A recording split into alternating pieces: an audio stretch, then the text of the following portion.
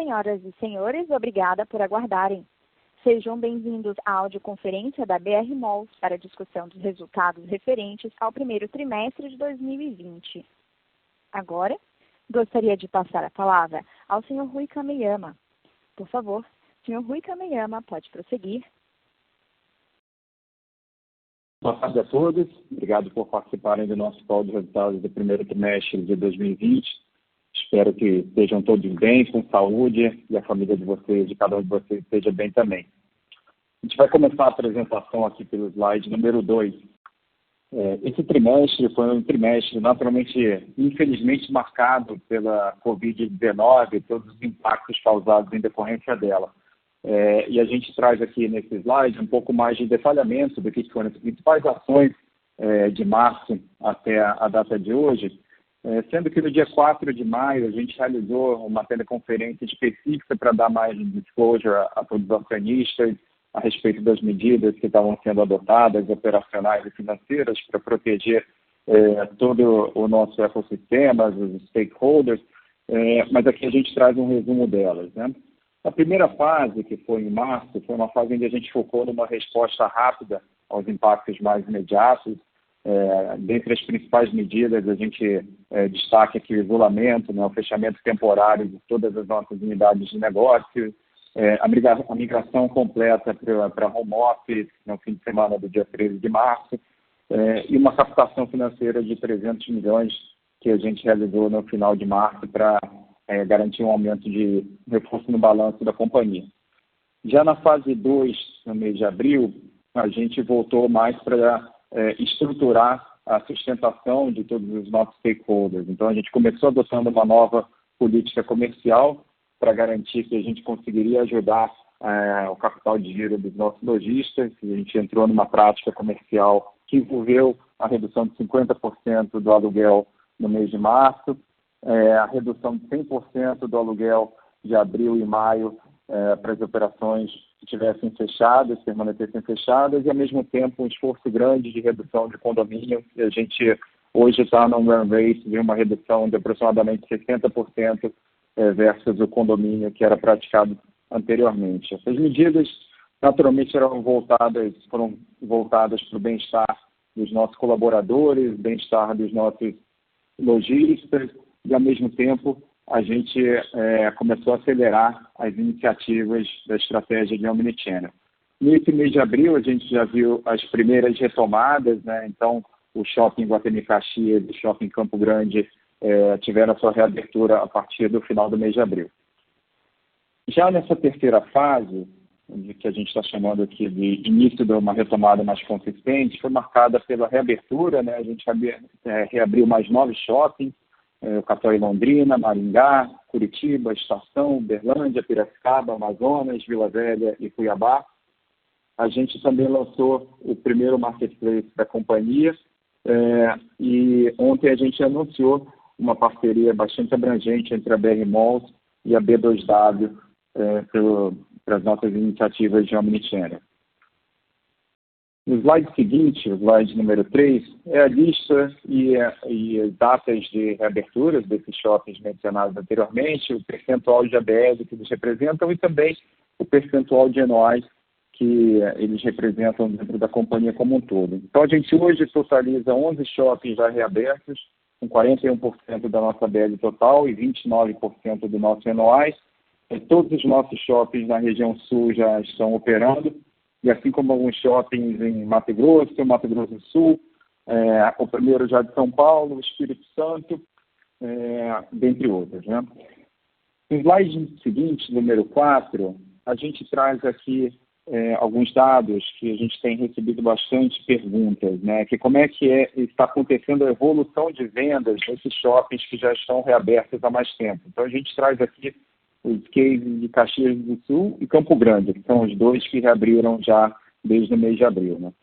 É importante ressaltar que, devido às restrições estabelecidas pelas autoridades governamentais, os shoppings estão funcionando com horário reduzido, de meio-dia às 8 da noite, comparado com o horário de funcionamento normal, que é de 10 às 22, né? Mesmo assim, apesar desses shoppings estarem com essa redução de vendas, a gente consegue perceber uma evolução significativa nas vendas ao longo das últimas 5 semanas, com a melhora de aproximadamente 16% em Caxias do Sul, que abriu com um patamar de venda de 40% inferior e agora está no run rate mais próximo de menos 25%. E, ao mesmo tempo, Campo Grande, que começou num patamar menor, né, ele teve uma queda de 65%, mas, ao mesmo tempo, uma recuperação mais rápida, né, já recuperou 21%, e nessa 5ª semana de operação, a queda já foi diminuída para 44%. Então, isso dá um pouco de como é que a gente enxerga a evolução. Ela está acontecendo semana a semana, e a gente acredita, né, a gente espera que os demais shoppings que já reabriram, irão reabrir, devam apresentar uma tendência parecida, à medida que os consumidores voltem à sua normalidade relativa, né, vão se reacostumando a circular, a sair de casa, e naturalmente eles entendam que o ambiente do shopping é um ambiente seguro e que todos os cuidados possíveis estão sendo tomados para reduzir ao máximo qualquer risco para eles. No slide seguinte, no número 5, a gente conseguiu colocar em prática nosso protocolo de abertura. A gente vem refinando, melhorando ele e já fizemos uma nova adaptação no mês de maio, uma vez que a gente tem os aprendizados sobre essa realidade das reaberturas e o que funciona de uma forma mais efetiva e como é que a gente vai melhorando cada vez mais os cuidados dos nossos consumidores e funcionários. Para dividir isso com vocês, a gente está divulgando isso no site da companhia, onde tem todo esse detalhamento de uma forma bastante didática do protocolo e as medidas de segurança que estão sendo adotadas em todos os nossos empreendimentos. A gente acredita que as vendas vão retomar gradativamente de uma forma quase natural, né? Os dados iniciais, como eu comentei com vocês, apontam nessa direção. O que a gente consegue perceber é que depois dessa reabertura, a taxa vai evoluindo a cada semana e tem algumas características que acho que vale a pena também comentar, né? Hoje, as vendas e fluxos da média desses nossos shoppings reabertos estão próximas de 50%, na média, né, do nível pré-crise. Em termos de segmentos, a gente destaca positivamente os resultados dos segmentos de eletrônicos, eletrodomésticos, e também do segmento de casa, mesa e banho, né? Isso reflete, naturalmente, onde as pessoas têm passado mais tempo durante a quarentena e a necessidade que elas têm de se equipar durante essas semanas. E, a partir de uma análise qualitativa dessa evolução, a gente pode perceber também que o hábito dele mudou. A conversão do fluxo tende a ser muito boa. Ao mesmo tempo, o tempo médio de permanência nos shoppings diminuiu, porque as pessoas passam menos tempo circulando nos corredores, não têm todas as opções de entretenimento, a alimentação em grande parte dos shoppings ainda não reabriu, assim como o cinema. Então, a frequência, o tempo de permanência diminuiu, mas, ao mesmo tempo, a conversão e a objetividade das pessoas está muito boa nesse momento, né? Com a chegada do inverno, o segmento de vestuário tem apresentado crescimento e a gente espera que o vestuário também melhore a performance ao longo dos próximos meses. Considerando as determinações dos especialistas de saúde e dos decretos governamentais, a gente acha que nas próximas semanas o ritmo de reaberturas vai se acelerar, né? As principais capitais têm se manifestado nessa direção e, com isso, a gente tem a expectativa de que em julho desse ano, né, daqui a algumas semanas, todos os nossos shoppings sejam reabertos ao público e todos eles vão seguir esse protocolo, uma recomendação bastante séria sobre prevenção e higiene para garantir a segurança de todos os frequentadores, clientes e funcionários. Indo para o slide 6, a gente começa aqui falando das vendas totais do nosso portfólio core da companhia, que se reduziram em 10,5%, chegando a 3,8 bilhões de reais no primeiro trimestre desse ano. O indicador de vendas por metro quadrado apresentou uma redução de 3,9% nesse tri. Ao mesmo tempo, quando a gente compara o acumulado dos 2 primeiros meses, né, a gente trouxe aqui para vocês também um pouquinho de informação de como é que a gente estava até Covid. Então, a gente trouxe aqui janeiro e fevereiro de 2020, quando a gente compara esse período, o crescimento de vendas do portfólio core e o aumento de vendas por metro quadrado foram de mais 6,5% e mais 9,8%. A gente vinha num ritmo bastante positivo. Same-store sales e same-store rent apresentaram uma redução de 13% e 8,9%, devido às restrições nesse mês de março. Ao mesmo tempo, quando a gente olha o acumulado dos 2 primeiros meses desse ano, elas estavam performando num crescimento de 4,3% e 7,4%, respectivamente. No slide 7, a gente mostra o desempenho de outros indicadores operacionais.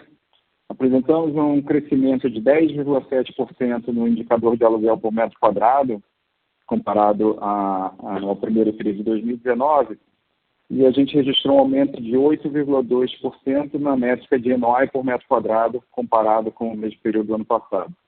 Essas variações positivas estão associadas principalmente à estratégia de reciclagem e fortalecimento do portfólio, com a venda de 8 ativos não-core no ano de 2019 e os aumentos de participações nos ativos core realizados nesses últimos 12 meses.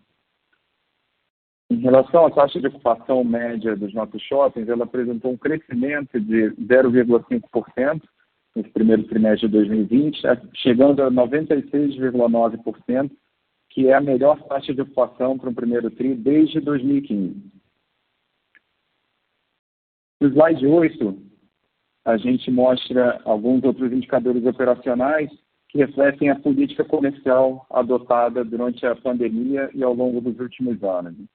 A inadimplência líquida apresentou um crescimento de 1,2% quando comparado ao primeiro TRI de 2019, chegando a 4,9%. Ao mesmo tempo, o nível de pagamentos em atraso totalizou 7,8%, 0,1% acima do registrado no primeiro TRI do ano passado. E esses valores estão mais ou menos em linha com os valores registrados nos primeiros trimestres de anos anteriores. A gente entende que essa relativa estabilidade dos indicadores de inadimplência decorre não somente devido à política comercial adotada em março, o primeiro mês do impacto da Covid, mas talvez fundamentalmente ao processo de melhora do portfólio que já vem acontecendo nos últimos 3 anos e também da melhoria do mix de lojistas.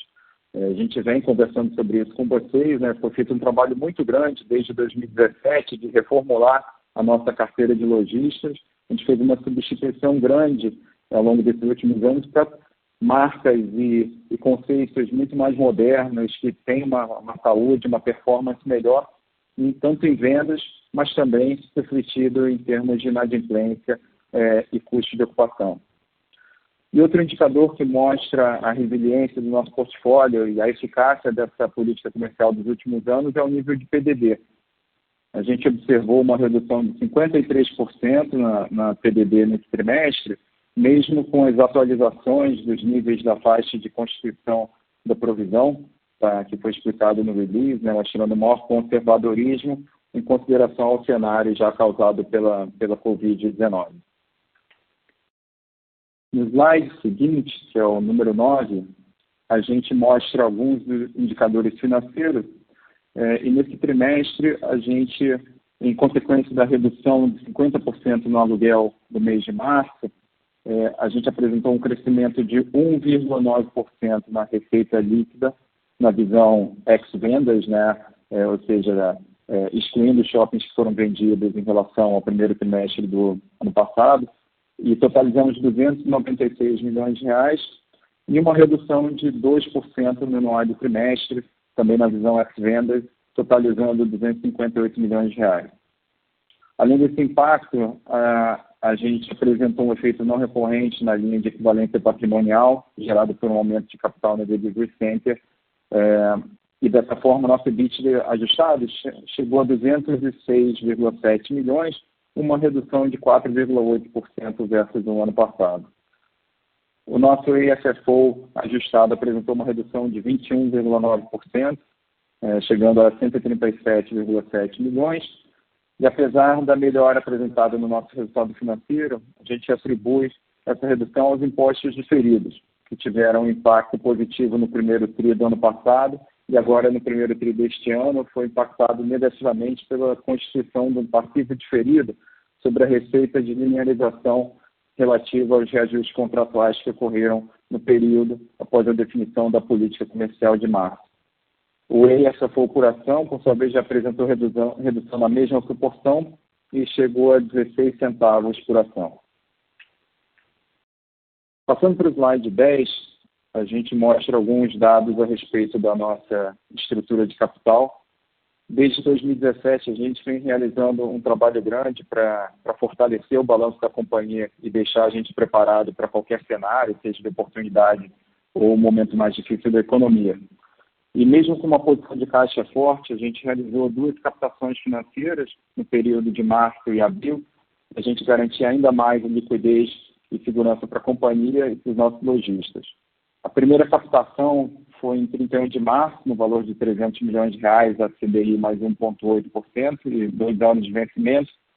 E a segunda captação foi em 17 de abril, no valor de R$400 milhões, a CDI mais 3,1% e também prazo de 2 anos para o vencimento. Com relação aos dispêndios de 2020, a gente teve 2 importantes investimentos no início do ano. O primeiro, a aquisição de participação adicional no Villa Lobos, no valor de R$48 milhões, e o segundo, a aquisição adicional no Shopping Piracicaba, no valor de R$202 milhões. Após esse evento, a gente consolida um caixa estimado em aproximadamente R$1,3 bilhões para o mês de junho de 2020, um crescimento de aproximadamente 64%, quando comparado com o fechamento do quarto TRI. E hoje a gente possui uma posição de caixa então fortalecida, uma alavancagem baixa, um nível muito eficiente fiscal e nenhum compromisso relevante de maior dispêndio entre 2020 e 2021, que nos dá uma tranquilidade em relação à solidez do nosso balanço. No slide seguinte, número 11, a gente apresenta em maior detalhes as ações voltadas para a estratégia de fortalecimento do portfólio. Nesse TRI, a gente adquiriu então a participação adicional no Villa Lobos e no Shopping Piracicaba, 2 shoppings core da companhia no estado de São Paulo, e a gente reforça nosso compromisso com a melhor alocação de capital. Essas aquisições nos garantem uma exposição maior a ativos dominantes, alinhados com a nossa estratégia, e também ganhos na governança dos 2 ativos, que nos permite ter melhor atuação nas melhorias que a gente propõe para o longo prazo. Ao mesmo tempo, a gente realizou a venda integral da nossa participação no Shopping Via Brasil, no Rio de Janeiro, um ativo que, como vocês já sabem, já estava no nosso pipeline de venda. No slide 12, a gente mostra, então, o efeito cumulativo desse progresso na estratégia de esculpir o portfólio. A gente evoluiu de um portfólio de 39 shoppings, em que os shoppings mais fortes, o Tier 1 e Tier 2, representavam 81% do NOI, para um portfólio hoje muito mais qualificado, homogêneo, de 29 shoppings dominantes, que são top of mind para lojistas e consumidores, e esses Tier 1 e 2 representam 93% do NOI.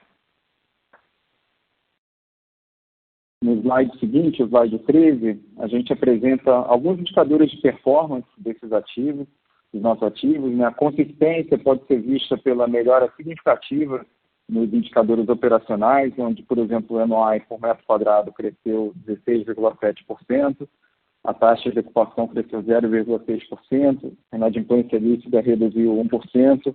Isso quando a gente compara o quarto TRI, o final de 2018 com o final de 2019. No slide 14, a gente reforça também a diversidade regional dos nossos ativos, que estão localizados nas 5 regiões do país, em 12 estados.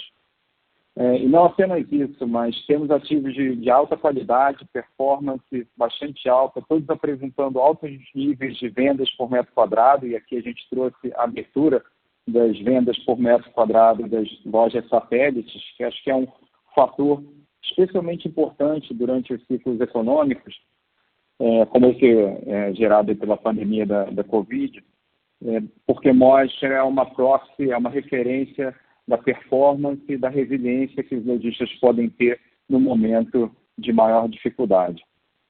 Então, por esses fatores, a gente está bastante seguro que hoje a gente tem um conjunto de ativos muito mais preparado para enfrentar o cenário de incerteza da Covid-19, tanto do ponto de vista de força dos ativos, mas também de performance dos nossos lojistas. E a gente acredita que com um portfólio mais dominante, com o dever de casa de ter vendido praticamente todos os ativos non-core da companhia, a gente vai ser menos impactado pelos efeitos da crise e a gente vai conseguir uma retomada mais rápida e consistente nos meses pela frente. No slide seguinte, a gente mostra um pouco do que a gente está vendo de tendências e como é que o varejo está evoluindo durante essas semanas pós-Covid. A gente vê que desde o início desse desdobramento da pandemia, muitos varejistas que não tinham entre as principais prioridades o desenvolvimento do modelo omnicanal mudaram o foco para desenvolver o modelo online integrado com o offline o mais rápido possível. E aqui nesse slide a gente trouxe alguns headlines que ilustram isso, como isso tem se tornado cada vez mais comum, público e estratégico para todos os grandes varejistas e que vão de encontro, eles casam bem com a estratégia de omnicanalidade que a BR Malls vem desenvolvendo nesses últimos 3 anos. Um destaque aqui, sem dúvida, para o modelo de Ship from Store, que está se tornando cada vez mais necessário para os lojistas, e o outro modelo que evoluiu muito rápido foi o modelo também de drive-thru, e a gente vê que esses 2 modelos estão entregando resultados rápidos para os lojistas e, ao mesmo tempo, estão gerando uma experiência muito boa para os consumidores, uma vez que o e-commerce tradicional, de enviar os produtos através de um centro de distribuição, dependendo de malha aérea e depois de uma operação de last mile complexa, ficou um processo ainda mais difícil devido às dificuldades logísticas e restrições da malha aérea, que pode demorar um tempo relativo para voltar e também um custo alto para se operar. E com isso, os shoppings passam a ser também os centros de distribuição das compras feitas na internet, com mais praticidade, mais conforto, e essa experiência está sendo super elogiada pelos consumidores e que reforça a tese que a gente vem conversando com vocês do Mall as a Hub, do shopping atuar também como um hub de distribuição para a área primária, secundária, para as cidades onde eles estão presentes. No slide 16, a gente mostra, então, as principais iniciativas que ampliam os nossos canais de vendas para os nossos lojistas, considerando as estratégias que utilizam a base de dados, redes sociais da BR Malls para potencializar as vendas, mas também a otimização do espaço físico do shopping, alavancando esse papel também como hub logístico. Com o cenário atual, a gente antecipou, então, o rollout da Delivery Center para diversos shoppings da companhia.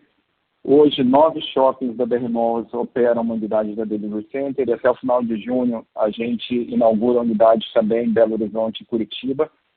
E a tendência é acelerar esse rollout ainda mais nos próximos meses.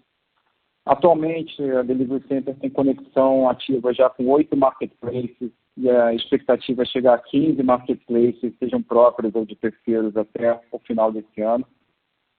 Outro destaque é que em maio, no mês passado, os 9 shoppings da BR Malls atingiram aproximadamente 100 mil pedidos via Delivery Center, um marco em termos de entregas a partir do shopping, originados por diversos canais já conectados. E o crescimento do TPV médio, considerando abril e maio, versus o TPV médio pré-Covid, de janeiro e fevereiro, foi de 192%. E a gente percebe também uma aceleração muito grande na adesão de novos lojistas, assinando contratos para entrar na plataforma da Delivery Center. No dia 3 de junho, nessa semana, a gente anunciou uma parceria com a B2W, que vem com o objetivo de fortalecer a rede de conexões e acelerar o desenvolvimento do modelo de Mall as a Hub. Esse acordo vai permitir a venda dos produtos dos nossos lojistas no marketplace da B2W, que contempla Americanas.com, Submarino, Shoptime, e também permitir que as lojas sejam integradas às soluções online to offline, O2O, e soluções da Delivery Center. Isso já vai permitir uma série de serviços importantes, de Ship from Store, com entrega no mesmo dia, e Click and Collect, e a gente aqui está unindo dois ecossistemas muito fortes, né? Um ecossistema digital da B2W, com milhões de usuários, e, ao mesmo tempo, o ecossistema físico, com milhares de lojistas e infraestrutura logística de last mile, para a gente conseguir atender os consumidores de uma forma bastante eficiente e, ao mesmo tempo, com uma experiência muito grande. Nessa mesma tendência de ampliar novos canais de vendas, a gente lançou no dia 15 de maio o primeiro marketplace de um shopping nosso, que foi no Shopping Tijuca, onde os clientes do Shopping Tijuca têm acesso às lojas por meio do aplicativo do shopping, que vai ser um novo canal de vendas e também de relacionamento com os consumidores que já têm uma lealdade, já têm um relacionamento emocional com o próprio shopping, e faz parte dessa nossa estratégia de expandir novos canais, novos marketplaces, e a gente vai fazer o rollout gradativo para todos os shoppings administrados. Até julho, a nossa expectativa é de ter mais 7 shoppings com seus marketplaces próprios. Em abril, a gente lançou o drive-thru nos nossos shoppings, o resultado tem sido bastante positivo. Hoje já são 24 shoppings do portfólio e quase 1.000 lojas já aderiram à iniciativa, então você vê a velocidade da transformação e como isso se tornou uma agenda prioritária, e a gente registrou aproximadamente 15 mil pedidos desde que a gente começou com o drive-thru. E nesse último slide, então, a gente traz um resumo das perspectivas que a gente vai focar e que a gente espera encontrar aqui nessa era pós-Covid.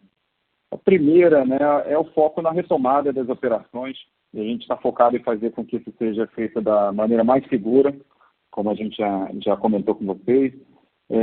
E nesse tempo também vai ser fundamental a gente apoiar os nossos lojistas, e aqui eu acho que a capilaridade, a força comercial, o relacionamento de longo prazo que a gente tem com todas as marcas, com todos os grandes operadores, vai ser um diferencial também. A gente sabe que vai ser muito importante encontrar soluções com todos eles.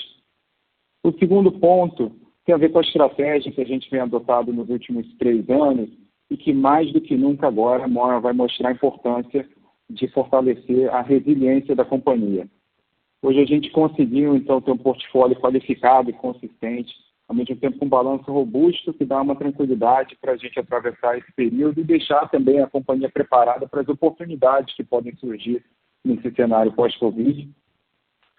O terceiro ponto é que a gente acredita que no longo prazo os fundamentos permanecem inalterados, né? Eu acho que o Covid tem se mostrado um choque para todos os setores da economia, e não foi diferente no caso do varejo e no caso de shoppings, mas os fundamentos não mudam.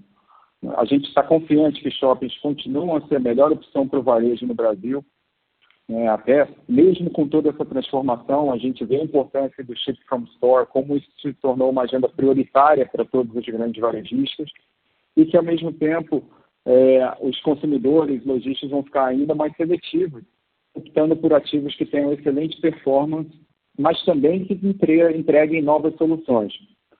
E é nesse contexto que a gente tem acelerado e desenvolvido mais soluções digitais, porque a gente enxerga que a penetração do e-commerce no varejo brasileiro, por um lado, pode representar uma migração para fora dos shoppings, mas, ao mesmo tempo, na medida que a gente monta esses ecossistemas, o e-commerce passa a transitar por dentro dos shoppings, ele pode ser um complemento, na verdade, ao nosso modelo de negócios. E eu acho que a tendência pós-Covid é com que os varejistas acelerem a omnicanalidade, o que favorece bastante o nosso modelo de negócio.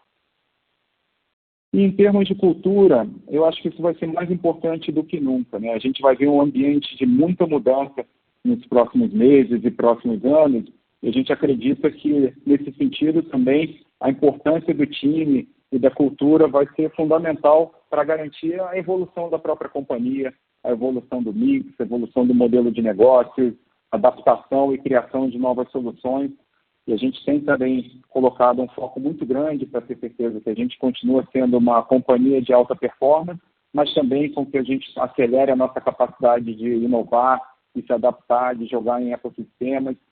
E mais do que nunca a gente vê a importância do que a gente fez até agora e reforça a nossa confiança também de continuar nessa trajetória.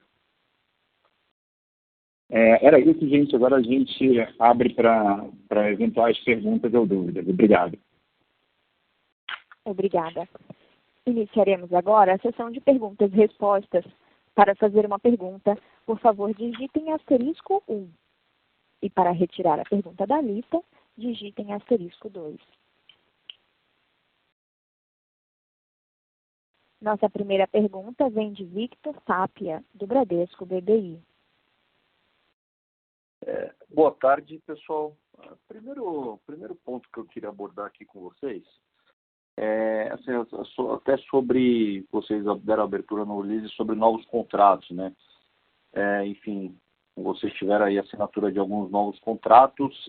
Queria saber como é que foi durante o período que estava fechado, né? Nas 2 semanas que os shoppings estavam fechados, como é que foi a assinatura de período nesses contratos? Se tiver alguma leitura também de como que aconteceu isso agora nos meses de abril e maio, e como tem sido a condição comercial desses novos contratos, né? Vocês estão enxergando uma mudança entre a relação do aluguel percentual e do aluguel fixo? Isso tem mudado, né?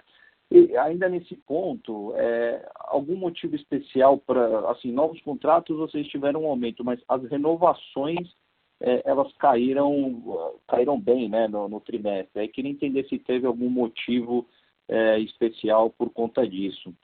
E o segundo ponto, se eu não estou enganado, hoje vocês têm ainda um pagamento da Alvear que está previsto para acontecer agora no terceiro trimestre, né? Aproximadamente 200 milhões, um valor perto disso. A programação para o pagamento da Alvear, ela permanece?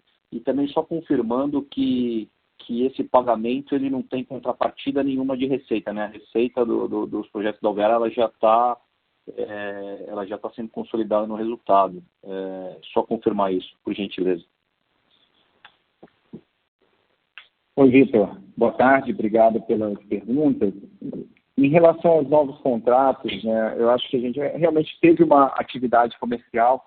Como eu comentei, a gente vinha muito bem nos meses de janeiro e fevereiro, com a melhor taxa de ocupação desde 2015 e vendas crescentes, né? Então, acho que um nível de confiança do lojista muito grande que estava permitindo a gente avançar bastante também em novos contratos.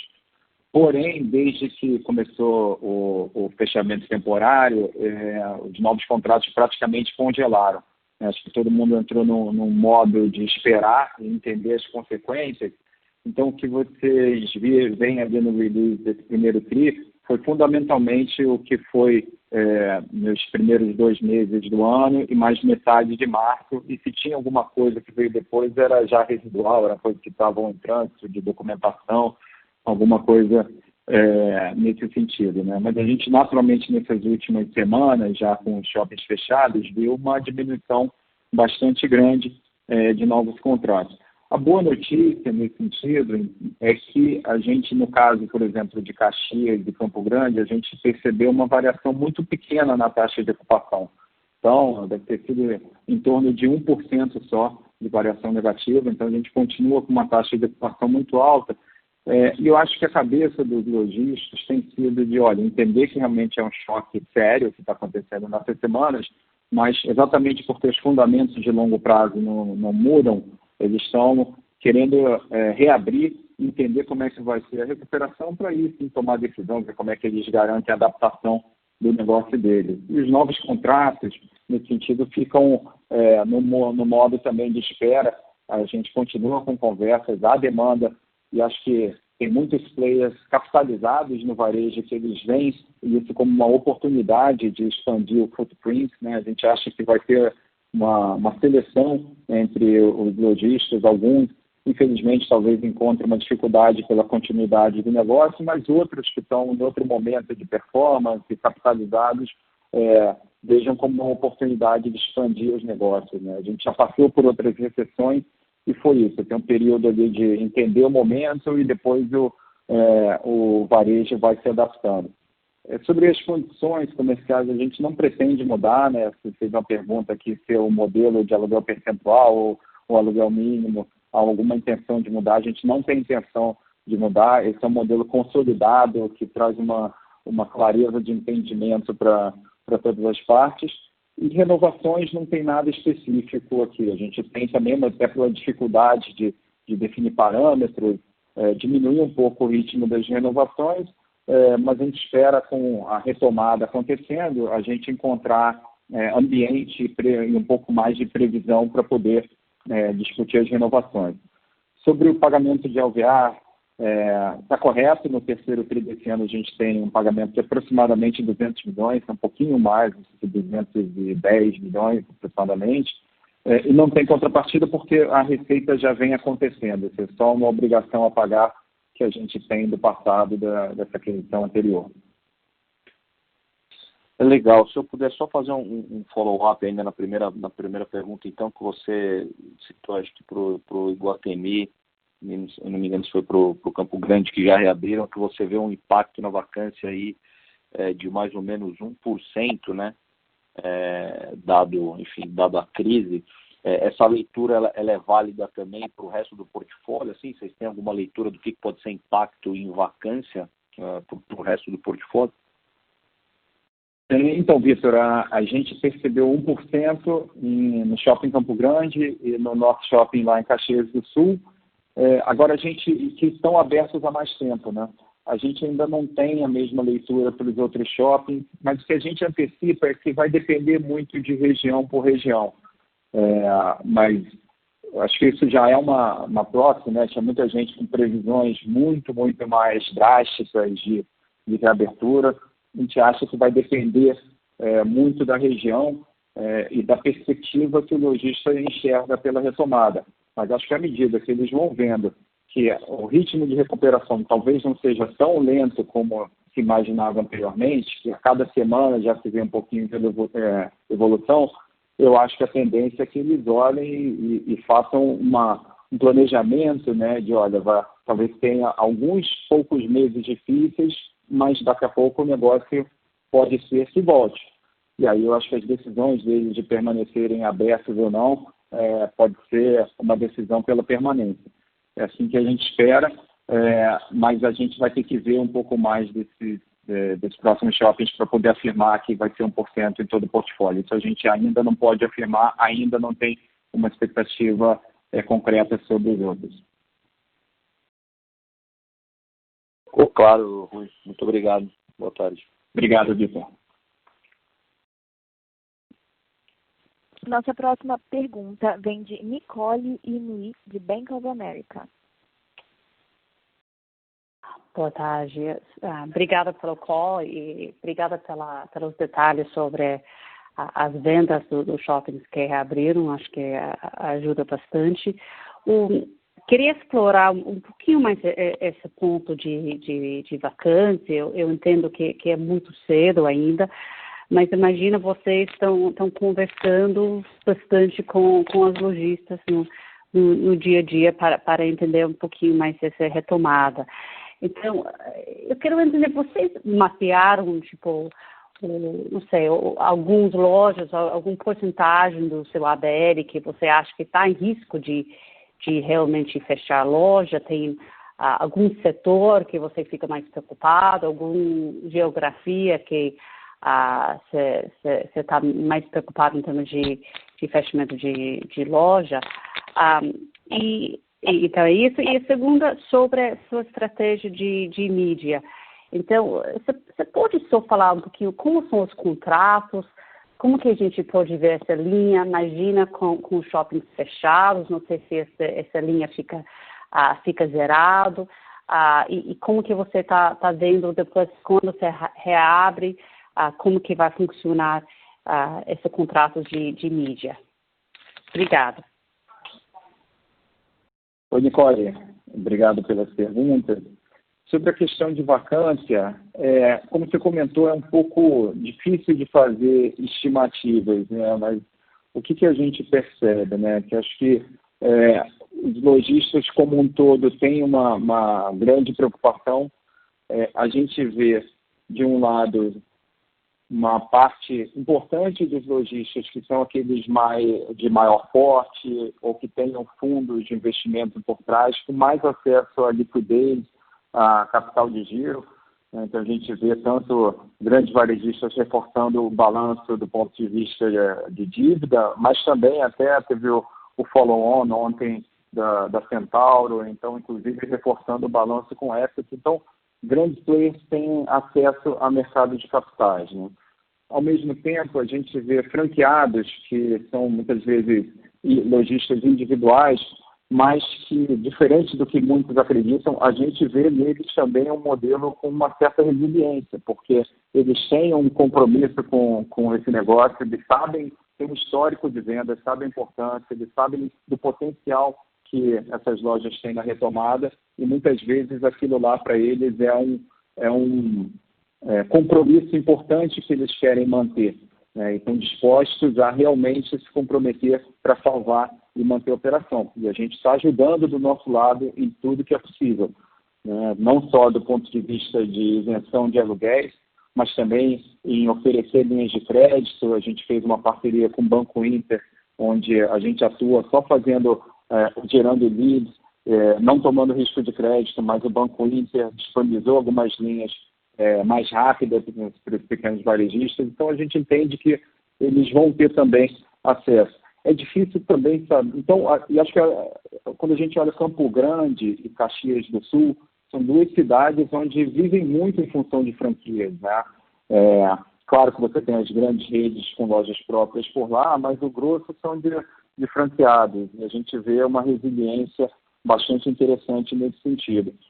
Isso a gente vê em cidades no interior, né, como é o caso da Serra Gaúcha, mas também Campo Grande já é uma capital. Eu acho que é difícil saber qual setor vai ser. Acho que vai depender muito mais do momento financeiro, se eles estavam alavancados ou não, como é que era a situação deles específica na parte financeira para eles conseguirem atravessar esse momento difícil, né? O que é importante, de novo, eu acho que não só a BR Malls, mas o setor de shoppings como todo no Brasil está tendo uma visão de longo prazo e entendeu a importância do momento, que é um momento transitório, e deu um passo, que acho que é um passo que, quando a gente compara com outros países do mundo, né, poucos países do mundo deram um passo tão importante para ajudar o varejo nesse momento, né, de dar isenção de 100% do aluguel mínimo nas semanas que tivessem fechado. Eu acho que isso foi muito importante para a gente gerar liquidez, capital de giro e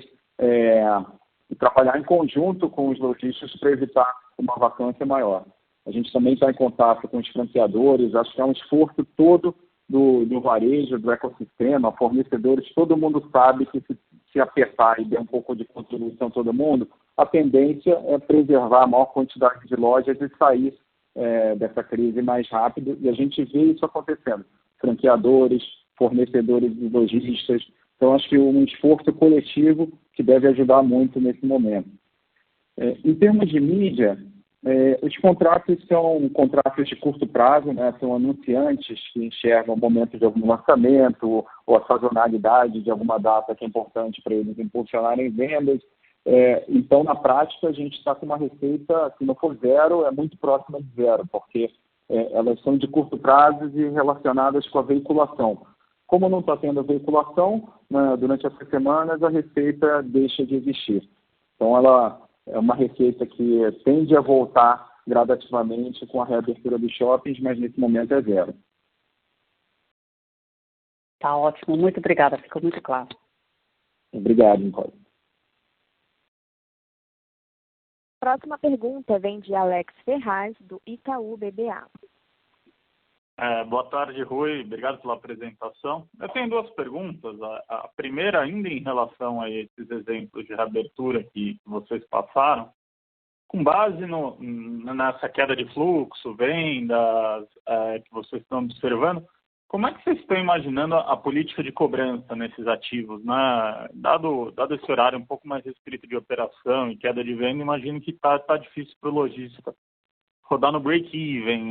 Como que vocês estão trabalhando? Vai ser uma política mais ampla de desconto nesse primeiro mês de reabertura ou nesse início de reabertura?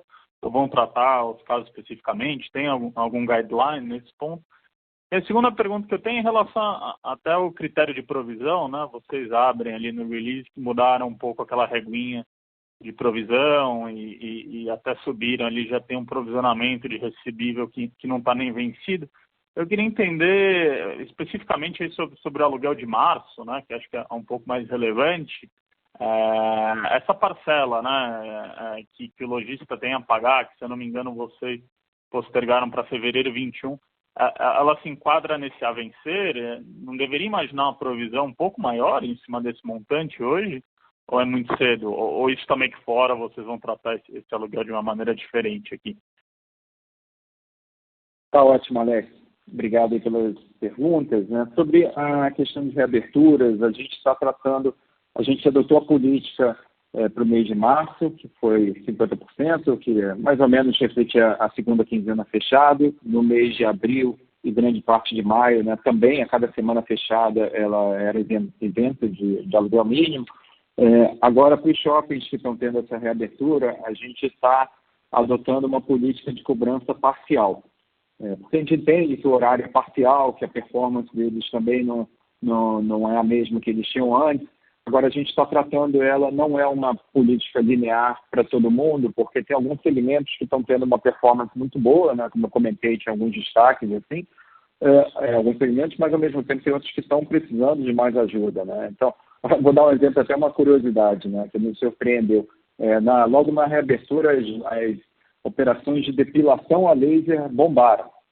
Foi surpreendente, né? E ao mesmo tempo, as agências de viagem, refletindo um momento difícil, estão sofrendo um pouco mais. Então, a gente tem adotado uma política de tratar os segmentos de acordo com a particularidade deles, mas na média ela vai ser um desconto em relação ao que seria um mês full, entendendo que o horário de abertura é parcial e que as vendas não estão acontecendo. É o momento também da gente tentar ajudar a dar fôlego, capital de giro para os lojistas atravessarem esse vale mais complicado, né? Então, é assim que a gente está praticando, é caso a caso e na média vai ser um desconto em relação ao mês normal. Sobre o critério de provisão da PDD, a gente revisa isso praticamente trimestralmente, né? Agora, quando a gente percebe mudanças mais relevantes, a gente faz a mudança, como foi esse caso, já refletindo uma perspectiva mais conservadora de recebimento. Então, quando a gente pega, por exemplo, agora quando a gente pega esse mês de março, só para lembrar, a gente metade isentou, que foi a segunda quinzena, e a primeira metade, que era devido, que a gente entendeu como sendo integralmente devida, a gente deu prazo para eles jogando isso para o ano que vem. Então, a gente entende que o critério já reflete essa política comercial e a gente vai ver a evolução disso a cada trimestre para ver se a gente está nas faixas de provisionamento corretas e, se for necessário, a gente faz o ajuste e sempre vem e dá full disclosure para vocês de como é que a gente está tratando isso. Só vale lembrar também que quando a gente está falando dessas semanas e meses que eles ficaram fechados e que não houve a cobrança, né? Então, naturalmente, não há contas a receber porque não houve nem a cobrança. Então, só para lembrar de considerar isso quando a gente estiver pensando aí no nível de PDD futuro, dado que o risco já está vindo da própria não faturamento dessas semanas fechadas. Né? Perfeito, Rui. Tá claro aqui. Obrigado. Obrigado, Alex. Próxima pergunta vem de André Mazzini, do Citibank. Oi, Rui, boa tarde. Obrigado pelo call. Primeira pergunta aqui é sobre a NTR, né? A gente viu que tem uma opção de venda que os fundadores da Delivery Center têm, e é comentado também no NTR que essa opção tem uma banda, né? Uma banda mínima e uma máxima de exercício, que o valor dela hoje em dia não seria muito representativo, 5,3 milhões. Então, eu queria entender qual é a banda máxima dessa opção de venda e, quando ela for exercida eventualmente, qual o percentual da delivery que ela representa, né? Então, se também vocês pudessem rememorar quanto que a BR Malls tem hoje, se fosse exercido hoje, tudo mais constante, quanto que aumentaria o stake de vocês na delivery. Obrigado. Oi, Mazzini. Obrigado pela pergunta. Realmente a gente tem um acordo com os founders da Delivery Center Acho que isso fez parte do acordo de investimentos. A gente entende que dentro do modelo de se trabalhar com startups, e aqui a gente está falando quase de corporate venture capital, né, é natural que você tenha que criar os mecanismos corretos para atração, retenção e, em algum momento, liquidez para os founders e alinhar os interesses de que eles construam as soluções, ajudem a escalá-las, mas, ao mesmo tempo, em algum momento, eles querem algum tipo de janela de liquidez. Isso é de praxe nesse mercado de venture capital e corporate venture capital, e foi assim que a gente estruturou com eles, e também dentro do princípio de disclosure máximo, a gente reportou isso no ITR. É um impacto, a ordem de grandeza que você mencionou, em termos de 5 milhões. A gente não divulga essa banda máxima, até porque tem uma questão de acordo com os founders, e a gente hoje tem um percentual de aproximadamente 47%. Fred, se você puder me lembrar de cabeça qual o percentual que a gente tem da Delivery Center. Oi, pessoal. Estava escutando? Estou na linha aqui, Rui. Hoje, da Delivery Center, a gente tem próximo de 40%, tá? E depois da participação, a gente fica próximo de 45%, 46%. Pode seguir, Rui. Então respondendo objetivamente essas perguntas, é isso, Mazini, mas a gente, aproveitando para dar um pouco de cor, né, a gente entende que os founders têm sido fundamentais, né, acho que ajudaram a criar uma solução super inovadora para a gente juntar online com offline, uma solução O2O, dentro do modelo de juntar ecossistemas, criar uma relevância grande, juntando players grandes físicos, né, BR Malls, Multiplan, Cirela, Grupo Trigo, Blooming Brands, Outback e alguns family offices. Então, acho que tem sido uma sociedade muito importante, e, ao mesmo tempo, as soluções que foram criadas nos últimos 3 anos se provaram a solução no caminho certo, especialmente no momento como esse que a gente está vivendo, onde as soluções de omnicanalidade e múltiplas formas de entrega se tornaram ainda mais importantes. Então, a relação é muito boa, existe um acordo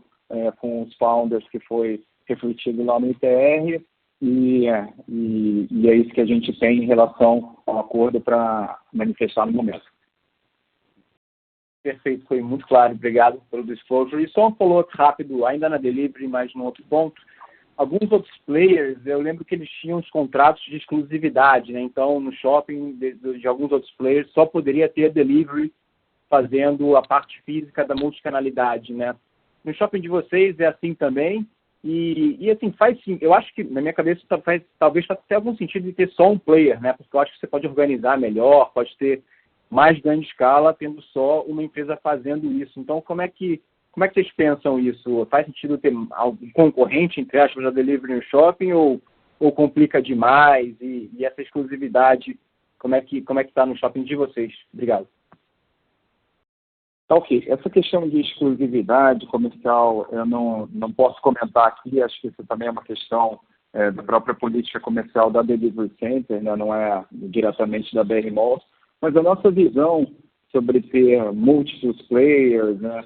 Eu acho que assim, a gente tem que buscar ser o mais eficiente para o lojista e para o consumidor.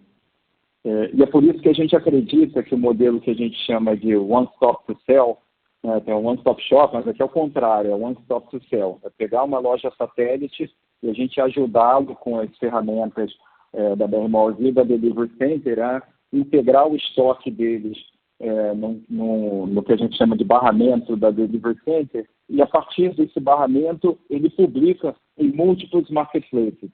Então, one-stop to sell, para sell em vários, marketplace 1, marketplace 2, marketplace 3, né, seja de goods, né, a gente já tem um acordo com o Mercado Livre, agora com o B2W, depois vem outro, e como eu comentei, já tem 8, e a tendência é ter 15 marketplaces ativados até o final do ano. Então, um lojista está com a gente, olha, você vai ter a sua venda física e com um portfólio de alta performance, né, a gente mostrou ali para vocês as métricas de vendas por metro quadrado satélite, e não só isso, a gente vai te ajudar a publicar isso com muito pouca fricção em 8 ou 15 marketplaces para gerar as vendas.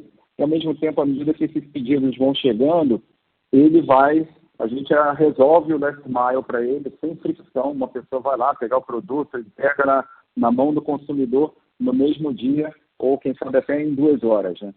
Então, por que a gente acha importante isso? Porque quando a gente começa a ver muita fricção, se o lojista tiver que fazer o cadastro em 15 marketplaces diferentes e republicar em 15, acaba não acontecendo. E da mesma forma, se ele tiver que lidar com 10 operadoras logísticas, não sei o que, é muito mais complexo para ele, porque tem que ter o foco também na barriga no balcão e operar bem a loja física. Então, a gente pensou muito numa solução que fosse mais fluida para eles, para que conseguisse ajudar, de fato, um lojista que é puramente offline a se digitalizar, levando eles em digitalização de estoque, digitalização de marketplaces e, ao mesmo tempo, resolver o last mile, que é um problema crônico de todo o e-commerce, né? Então, não é uma questão só de exclusividade comercial, mas é uma crença que acho que o melhor serviço, mais fluido, é o que deve, no final, prevalecer, porque no final é pelo lojista e pelo consumidor. Muito claro. Obrigado, Rui. Fred, Derek, boa tarde. Obrigado, André. Próxima pergunta vem de Bruno Mendonça, do Santander. Oi, pessoal. Boa tarde. Uma pergunta sobre a adimplência de condomínio. Não sei se vocês conseguem dar alguma ideia aí de como é que é esses meses que está com desconto no aluguel, se o nível de adimplência, como é que está o nível de adimplência no condomínio, aí, meses de abril e maio. E a segunda pergunta, eu vou voltar um pouco no tema das primeiras perguntas sobre saúde financeira do lojista, um pouco mais de foco aqui no satélite, né? Você falou aí sobre acesso ao mercado de capitais dos grandes, falou das franquias, mas para o satélite Moms and Pops, como é que está, para os que já abriram, como é que está a recomposição de estoque desse pessoal? Eles estão tendo algum tipo de acesso a crédito, essas linhas que o governo está dando? Essa recomposição está se dando numa velocidade satisfatória, e como que se tem alguma expectativa do lado da BR Malls de ajudar esse lojista pequeno com algo além dos descontos no aluguel? Acho que são essas 2 perguntas. Obrigado. Tá ótimo, Bruno. Eu vou começar respondendo a segunda pergunta. E, Fred, você me ajuda lembrando aí se a gente no release divulgou um pouco mais de cor sobre a questão de adimplência de condomínio. Enquanto isso, eu vou respondendo a segunda pergunta do Bruno, né? Sobre a questão de recomposição de estoque das satélites menores, né? Acho que isso tem sido uma preocupação. A gente sabe que esse impacto de perder todo o faturamento deles tem um impacto grave sobre capital de giro e uma necessidade de capital de giro para montar o estoque para as vendas futuras, né? O que a gente vem percebendo, né? O varejo está se adaptando em termos, então, do que são as coleções. A gente escuta até de alguns varejistas que já estão diminuindo a quantidade de coleções no calendário, exatamente para que não tenha uma necessidade de girar e de recompor o estoque tão rápido, e que os franqueados, os pequeno varejo consigam operar com os produtos e com menor necessidade de capital de giro. Isso é uma preocupação, naturalmente, mas acho que a gente entende como esse sendo um ano atípico, vai ser um ano diferente de estoque, diferente de coleção, e a gente vai, ao mesmo tempo, eles vão se adaptando para conseguir atravessar esse vale, né? Sobre as linhas de crédito, tem sido um movimento difícil para o pequeno varejo, né? O governo anunciou determinadas linhas, mas o fato é que, sejam pelas dificuldades, ou seja, por determinadas exigências, eles têm conseguido acessar pouco. Então, a resposta é muito pouco, muito menos do que eu acho que era o desejável. Ao mesmo tempo, a gente vê algumas iniciativas já dessas últimas semanas, né, a Caixa Econômica com o Pronamp e alguns outros que a gente acha que pode desafogar. A gente sente uma intenção real e concreta do governo de ajudar. Ao mesmo tempo, talvez os mecanismos tenham que ser aperfeiçoados. A gente tem mantido algumas discussões, a gente acredita que soluções via adquirência, existem outras soluções que possam dar mais fluidez para chegar na ponta, e a gente estuda alternativas para facilitar esse processo. Fred, se quiser comentar sobre a adimplência do condomínio. Posso seguir aqui. Bruno, boa tarde. Obrigado aí pelas perguntas. Só ainda sobre, aqui, complementar a resposta sobre a segunda pergunta sobre saúde dos lojistas, né? A BR Malls, via entidade de classe, né, Abrace, a gente tenta estar junto à Caixa Econômica, BNDES, Banco do Brasil, tentando empurrar o assunto de crédito para os pequenos lojistas, né? O BNDES agora publicou o edital do FGI. Então, nós aqui estamos fazendo a nossa parte, tentando ajudar o lojista via entidade de classe. Tá? Sobre inadimplência, né, se a gente olha a inadimplência, ela ficou um pouco mais alta no mês de março. Então, a inadimplência do mês de março, se a gente olhar, a gente estava com uma inadimplência no bimestre próxima de zero, tá? A inadimplência de condomínio e a nossa inadimplência dos nossos aluguéis. E isso conversa com a provisão para devedores duvidosos tão baixa. E a inadimplência já de condomínio para o mês de março, ela já ficou numa ordem de próximo de 10%. Tá? Então já foi um reflexo um pouco maior. E a gente tem monitorado aqui o mês de abril e o mês de maio. A gente acredita que possa ficar nessa ordem, dado todo o trabalho que nós estamos fazendo na parte condominial, reduzindo os custos condominiais para ajudar a saúde financeira do pequeno lojista. Obrigado. Tá ótimo. Obrigado. Claro. Próxima pergunta vem de Marcelo Mota, de JP Morgan.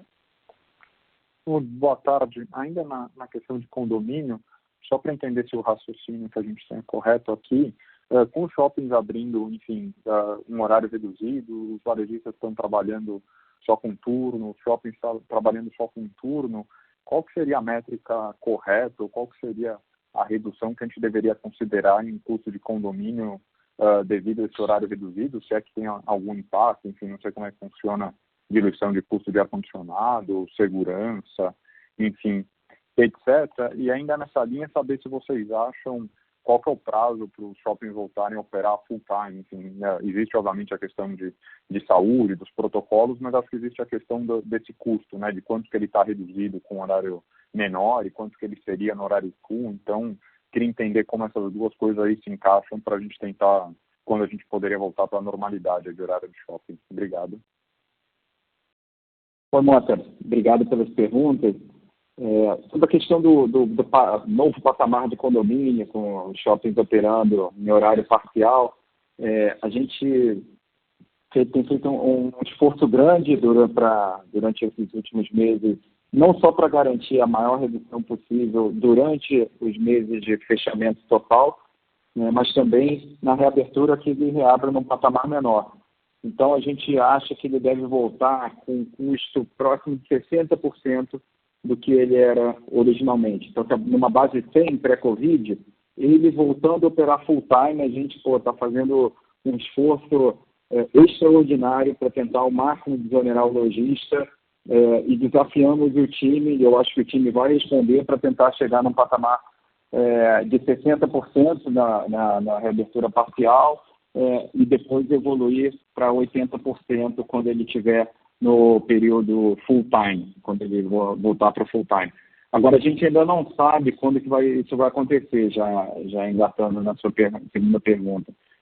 Há uma dúvida realmente grande, porque as autoridades públicas têm que se sentir mais confortáveis. O que a gente vê com bons olhos é que acho que hoje em dia a discussão é muito mais organizada, porque ele já tem as métricas de medição, já tem as métricas de velocidade de contaminação, mais dados de disponibilidade de leitos. Ao mesmo tempo, a gente desenvolveu esse protocolo super rigoroso em conjunto com a Abrace, e o protocolo da Abrace foi validado na semana passada pelo Hospital Sírio-Libanês. Então, é um dos protocolos mais rigorosos entre todos os setores da economia para um momento de reabertura. Então, a gente tem bastante confiança, tanto na nossa operação, quanto também que as autoridades públicas vão tomar as decisões no momento que elas entenderem necessárias, né? Então, a gente não tem uma data ainda específica e assim que tiver, a gente vai voltar para o modelo full e avisa vocês através de comunicado do mercado. Perfeito. Se me permite só um follow-up, você acha que os varejistas hoje já teriam vontade de voltar para o horário full ou não? Você acha que também para eles depende ainda de testar um pouco aí como é que o mercado vai evoluir? Essa é uma ótima pergunta. A gente sabe que os extremos, né, 4 horas por dia é uma folha difícil para eles. Eu acho que eles vão operar e tentar se adaptar, mas não é fácil, assim, não é o ideal. Mas eles vão entendendo que antes do ideal tem o que é possível, então acho que eles vão tentar virar em 4 horas. Ao mesmo tempo, eu tenho dúvida se eles já teriam apetite para voltar para o horário integral, no momento que ainda não tem restaurantes, né? Em muitos casos não tem nem cafés, não tem a praça de alimentação operando. Então, acho que tende a voltar com mais força quando a gente tiver, pelo menos, essa parte de alimentação funcionando na sua integralidade. Aí eu acho que eles talvez fiquem mais animados, mas eu acho que isso aí a gente vai ver semana após semana, né? Eu acho que no ritmo que a gente tem observado, que a gente trouxe os cases de Caxias e Campo Grande, a gente acha que não deve demorar muito tempo para que o varejista encontre o ponto de equilíbrio, e a partir daí seja mais animado para estender o horário de funcionamento. Eles fazem uma conta também como é que eles otimizam os custos fixos, os 2 turnos. Então a gente acha que a tendência é essa, mas é difícil ainda precisar o quando, né? Mas eu acredito que existe uma correlação também com a parte de alimentação. Perfeito, muito obrigado, Rui. Obrigado, Marco. Próxima pergunta vem de Jorel Guilloty, de Morgan Stanley. Boa tarde a todos. Eu tenho uma pergunta, queria fazer um follow-up. Vocês, em 2017, tinham um plano, era 3 partes. Uma era focada no balanço, outra era focado nos ativos e a outra era focada nos lojistas. Então, eu queria focar na parte dos lojistas, porque a ideia era mudar o perfil dos lojistas no shopping. E vocês tinham como uma meta trocar 25% dos lojistas, mais ou menos. Então, eu queria entender, vocês já atingiram essa meta de 25%? E dentro da pandemia, do que está acontecendo agora com o Covid, uno pode argumentar que o e-commerce está acelerando tudo isso. Vocês veem uma possibilidade de ainda seguir trocando lojistas? É dizer, vocês mudariam o seu perfil meio de lojistas dentro do shopping ainda mais? Então, seriam essas 2 coisas. Se vocês já chegaram a 25%, e se vocês veem dentro desse contexto uma oportunidade para seguir mudando o perfil. É isso. Obrigado. Tá ótimo, Jorel. Obrigado pelas perguntas. Né? Em 2017, realmente, dentro dessa nova fase da companhia, a gente estabeleceu algumas prioridades, uma de operar com um balanço muito mais forte, né, que a gente chama de Fortress Balance Sheet. Isso envolveu tanto o fortalecimento da estrutura de capital, o pré-pagamento do bônus perpétuo e também operar com nível de alavancagem menor. Nesses últimos 18 meses, a gente também mudou, reperfilou a dívida para estar mais exposto a CDI. Nesse último TRI foi um dos menores custos de dívida que a gente teve na história da companhia. Teve a questão dos ativos, você está correto, né? Então, como é que a gente reestrutura o portfólio? E a gente fez o dever de casa bastante intensidade, né, de vender os ativos non-core e fortalecer os ativos core. E de lojistas, a gente entendeu que a gente entrou naquela recessão anterior realmente com um portfólio de lojistas mais frágil, né? E a gente sofreu as consequências na última recessão, e isso teve um impacto grande em termos de vendas, em termos de PDD, em termos de necessidade de troca. A boa notícia nesse sentido é que a gente já concluiu também essa etapa. Desde o final do ano passado, a gente já tinha diminuído bastante o ritmo de turnover, o que sobrou era residual, porque o grosso do waitlist, do que a gente precisava mudar, a gente tinha mudado ao longo de 2018 e 2019. Então, se vocês olharem, existem as métricas do nível de turnover, foi muito maior em 17, 18, 19, e agora já vinha numa tendência de redução. O plano nosso era de trocar pontualmente, e 3 métricas que mostram um pouco isso, da qualidade do portfólio de lojistas, eram o custo de ocupação mais adequado, a venda por metro quadrado maior e uma inadimplência muito menor, né? Nos últimos trimestres, a gente estava na menor inadimplência líquida, acho que da história da companhia. Então, a gente fez a grande mexida, conceitos novos, performance por metro quadrado melhor e saúde financeira muito melhor. Não tínhamos a intenção de trocar muito mais. Olhando para frente, vai depender dos impactos, né? A gente entende que a gente estava com um mix super bom, fortalecido em aspectos de atração, de destination, né? De restaurantes, muitos serviços, então muitas coisas que são as tendências para os próximos anos. Agora a gente vai ter que entender os impactos pós-Covid e a velocidade de recuperação. O que é o lado bom, né, no lado vazio ou lado cheio do copo? A gente está acostumado a fazer isso. Um time comercial que foi muito ativo nos últimos anos, tanto de reter as marcas importantes, mas também de substituir pelos conceitos novos, de jogar em escala, né? A gente vendeu os shoppings mais difíceis que atrapalhavam a homogeneidade do portfólio. Então, acho que hoje a gente tem um time mais experiente com ativos melhores para trabalhar em um relacionamento mais forte. Então, eu acho que sim, vai ter que ter algum nível de troca, porque isso é natural, dado o momento crítico do varejo, mas, ao mesmo tempo, a confiança que, dada a qualidade do portfólio e a experiência que a gente acumulou, a gente vai ser capaz de fazer essas adaptações necessárias. Tá, muito obrigado. Obrigado, Joel. Não havendo mais perguntas, retornamos a palavra aos palestrantes para as considerações finais. Gente, obrigado a todos por participarem desse call. Foi um call mais longo, mas eu entendo que o momento realmente exigia, né, mais esclarecimento e mais dúvidas surgiram. Mas o Fred, todo o nosso time de RI e eu seguimos disponíveis para quaisquer dúvidas ou esclarecimentos depois. Obrigado e boa tarde a todos. Obrigada. A audioconferência da BR Malls está encerrada. Agradecemos a participação de todos e tenham uma boa tarde.